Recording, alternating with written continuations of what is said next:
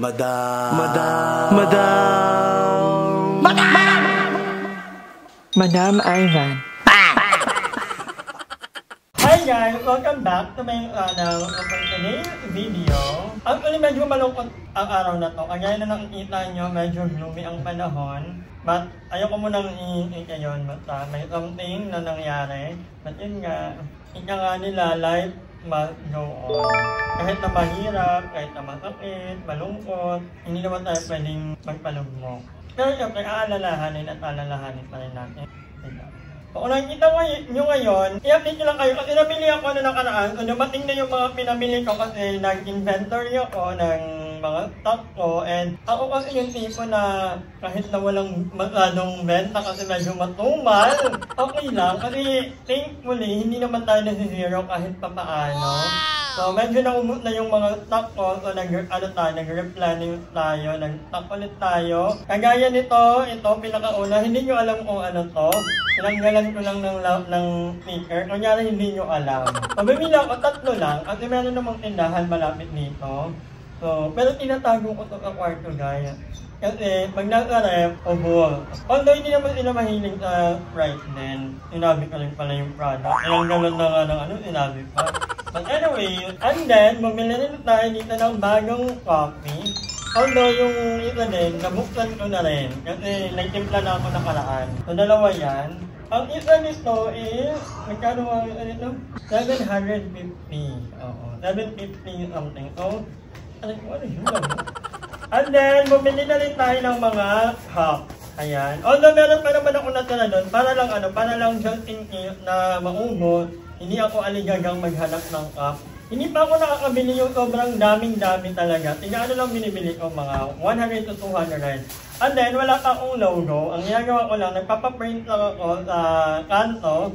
Meron naman malapit sa 7-Eleven. So, ako mismo, nililikit ko sa, ginugunting ko isa-isa. Tapos, dinidikit ko dito. So, muna naman.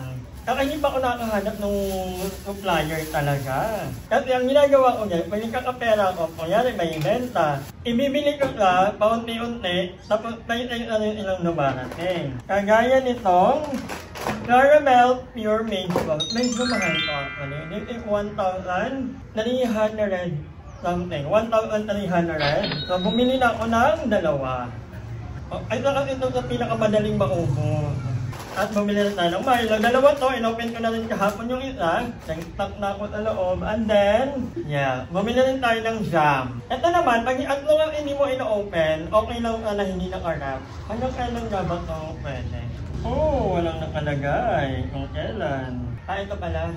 Hanggang 2025. Ito, expiry date naman ito ay September 2025. Ito August, ito September 2025. So, hindi naman ito aabutin ng isang buwan ng isa dahil ginagamit ko talaga yan. And then, marami akong biniling mga condense. Ito dito sa pinaka-kailangan ko talaga. Oo nga, dapat pala, tinikip din pala yung mga expiry date. Ito matagal pa ito, 2025 pa. Ayan, marami yan guys. Kasi, pag nabibili ako, gusto ko yan, diba? Oh, may mga maliliit pa yan. Para kahit mag-init tayo na walang benta, at may stock pa rin tayo. Huwag naman sabihin walang benta. Very wrong. Meron at meron yan lagi. Hindi tayo mag-zero. Thankful na lang nila ko kasi may mga nag-walk-in naman, bumibili dito. Yung mga tumatambay naman, yun ay mga kakilala ko talaga. Mga taga dito lang sa Carlaville.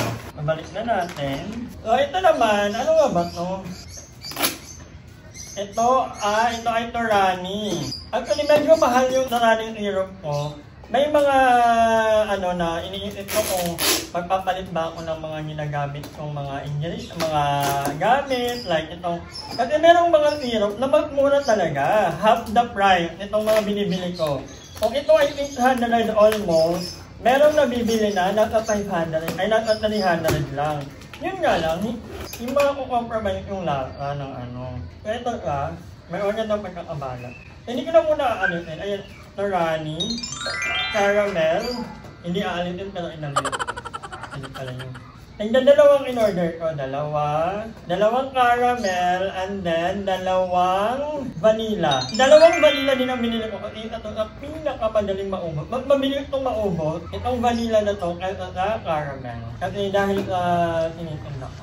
So, nag-stock na ako para hindi na kasi minsan, kung dumarating ka ilang araw, parang 2 days. At lately ko lang na-discover, may bilihan pala ng mga ganito dito sa Tarente. Umu-order pa ako sa Laguna.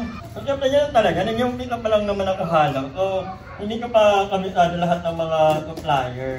At yun ngayon, meron na. And then ito, ang pinakahuli kong nabili. Actually, ito ay mga gata. So, meron ako dito dalawang kahon, 24 at 12 eels. Bumili na ako ng dalawa kasi madaling maubos ang gatas. Ito itong pinakamabilis din maubos.